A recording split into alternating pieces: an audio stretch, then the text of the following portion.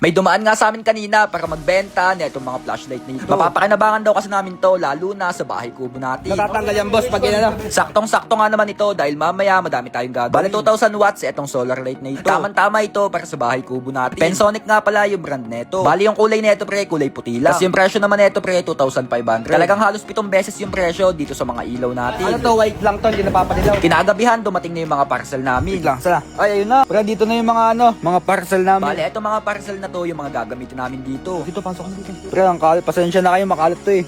Madaming kalat to. Hindi pa kasi tapos. Ito na lang kulang na ito, pre, talaga. Sa totoo lang talaga, ito na lang kulang. Bale, ito na nga lang dingding sa ibaba yung kulang na itong bahay kubo natin. Sa taas, okay na. Kompleto na sa taas. Ito na lang baba. Bale, ito pre yung mga pinamili namin. Isang kahon nito, kaya napakabigat talaga. Pre, dito parcel, ano to? Ito yung mga pinamili namin kanina doon. Tapos, pinadeliver namin dito kasi mabigat. Namili kasi kami ng gamit kaninang umaga. Malapit na kasi pre yung pag-alis natin. May pinapasabi nga din daw sa atin yung nag-deliver na ito. Ha? May pinapasabi daw yung nagdalaman. Sabi?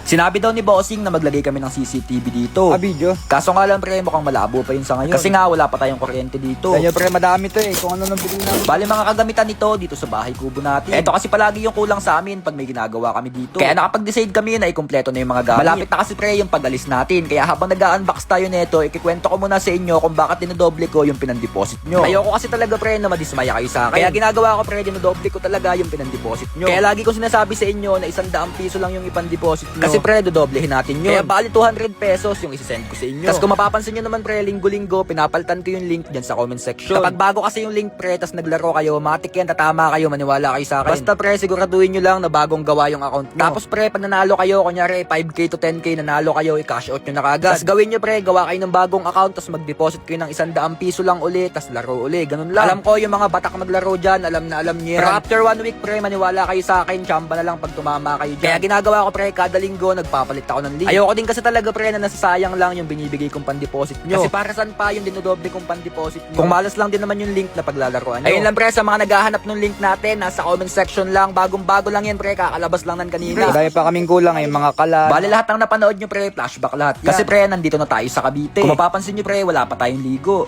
Kasi tinurukan tayo dito, tsaka dito, tsaka yan. Kailangan pa natin mag-antay ng 24 hours bago tayo makaligo. Eh, alam niyo naman, hindi talaga ako sanay ng dinaliligo. Yun talaga pre, yung pinakamalaking kahinaan natin. Nagpa-inject kasi tayo kahapon ng anti-rabies. Tapos ang bilin sa atin, bawal daw muna tayo magbasa ng 24 hours. So hindi ko alam yung mga mangyayari susunod kung makakapag-content tayo dito ng maayos. Kasi wala tayo dito iko-content pre, wala yung kubo natin dito.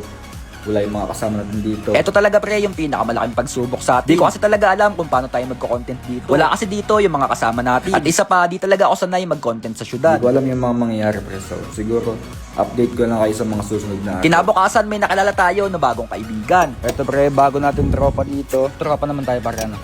Tropa kami yan pre, tropa kami yan. Mga kasama natin yan dito pag dayo ng basketball. Saka, tropa naman talaga yan. Isang gandikit ko yan talaga pre.